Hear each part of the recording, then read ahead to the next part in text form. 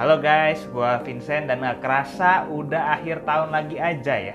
Di video kali ini kita bakal lebih santai karena bakal jadi video terakhir di tahun 2022. Buat gua tahun 2022 adalah awal yang baru karena pas banget baru lulus kuliah ya di akhir tahun 2021 dan ada banyak kejadian menarik seputar keuangan, ekonomi, sama investasi yang terjadi pada tahun 2022. Jadi kita bakal nge-recap apa aja sih kejadian-kejadian yang udah terjadi selama 2022.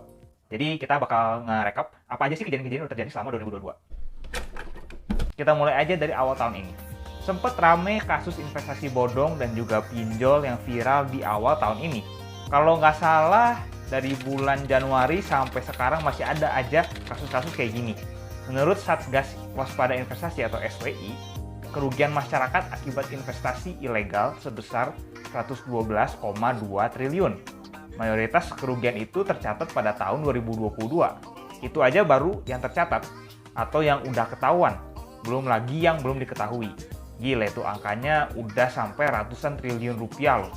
Memang sih belum sebesar ekonomi negara kita, tapi tetap aja itu uang yang banyak.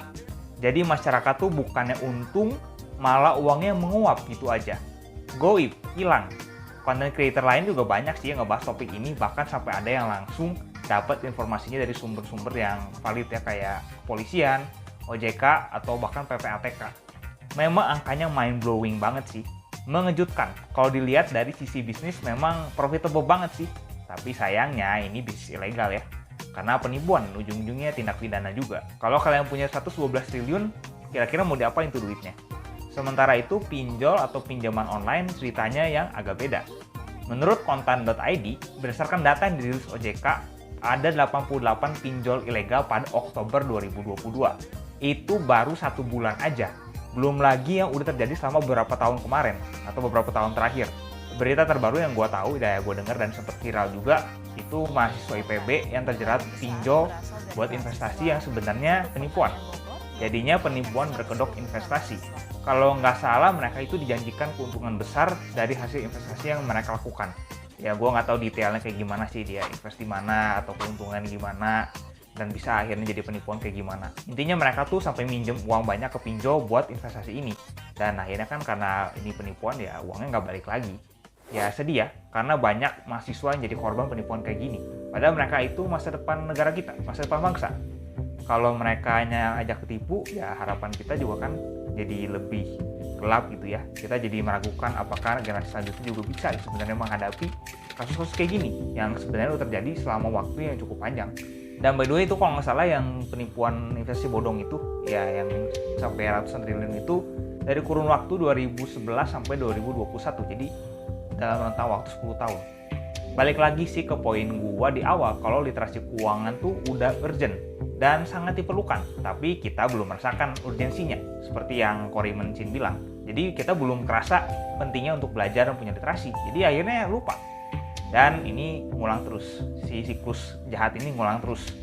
Bukannya ada solusi, malah ngulang lagi. Akhirnya orang ketipu lagi, dan hilang uang. Bukannya untung. Belum lagi kejadian-kejadian menarik lain kayak minyak goreng yang sempat langka, sampai desa miliarder yang mendadak kaya di Tuban. Kejadiannya di awal sampai pertengahan tahun ini. Yang gua dengar dari editor gua sih yang terjadi di Tuban.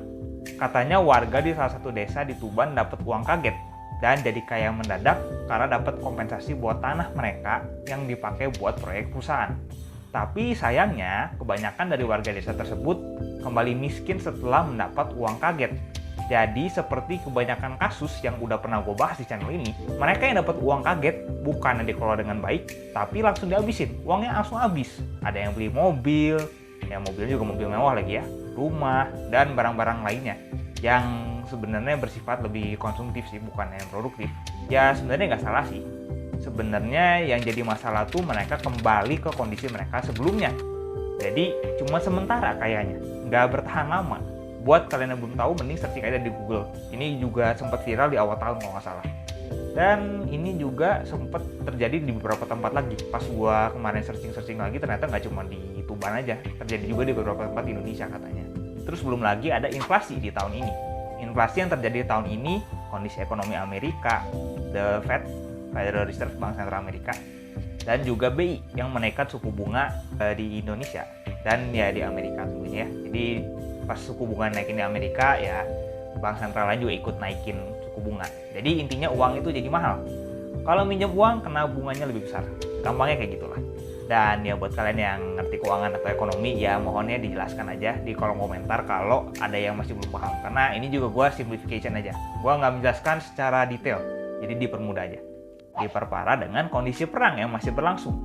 Dunia yang lagi ngalamin recovery atau lagi proses pemulihan, terutama pemulihan ekonomi, harus nerima berita ini dan kondisi yang kurang enak ini. Harga barang jadi naik, termasuk BBM dan barang-barang lain yang kita tahu. Ya itu mungkin kalau kalian udah kerasa ya, banyak barang jadi naik harganya dan mahal gitu, lebih mahal dari sebelumnya. Kita juga belum ngomongin perkembangan kendaraan listrik di Indonesia dan juga G20 yang baru aja selesai bulan lalu. Intinya 2022 itu jadi tahun yang sangat menarik karena penuh dengan gejolak dan ketidakpastian, ada berita baik, ada berita buruk, campur aduk. Kalau tahun 2020-2021 temanya adalah pandemi dan resilience, kita tahan banting, ekonomi bisa melewati krisis, negara bisa melewati krisis, yang kayak gitu-gitu lah ya. Katanya sih tahun 2022 temanya recovery. Cuman terlepas dari recovery atau pemulihan ekonomi yang sedang berlangsung, hidup mah jalan terus, ya enggak? Kita jadi mikir lagi dan nge-recap apa aja sih yang udah terjadi selama tahun ini, apa aja sih yang udah kita lakukan selama tahun ini. Hal-hal yang udah terjadi di tahun 2022 memang banyak dan kayaknya video ini bakal kepanjangan kalau harus kita bahas satu-satu. Intinya melalui kejadian yang udah terjadi, kita bisa jadi tahu apa aja sih yang dilakukan oleh manusia dan perilakunya. Mungkin ada yang gila buat kita, ada yang buat kita terkejut, happy, sedih, marah, pokoknya perasaannya campur aduk, macam-macam. Kita bisa belajar banyak hal dari tahun ini termasuk dari diri kita sendiri. Belum lagi ada kabar kalau di tahun 2023 bakal gelap karena resesi ekonomi skala global. Gue udah pernah bikin videonya, jadi boleh dicek ya. Kalau ngomongin resesi, satu kata yang muncul di pikiran gue adalah takut. Jadi mending siap-siap dulu aja buat tahun depan. Seperti yang gue udah bilang di awal video ini, 2022 adalah tahun yang baru. Tahun ini adalah pertama kali gue bikin konten di YouTube juga dan platform lain juga. So it's been an exciting year. Jadi tahun yang menyenangkan juga lah. Thank you juga buat kalian yang udah nonton, semua penonton channel ini dan yang udah kasih support ke channel ini. Tanpa kalian, gue nggak ada alasan untuk tetap semangat konten. Oke, sekian video dari gue. Thank you for watching. Kita ketemu lagi tahun depan.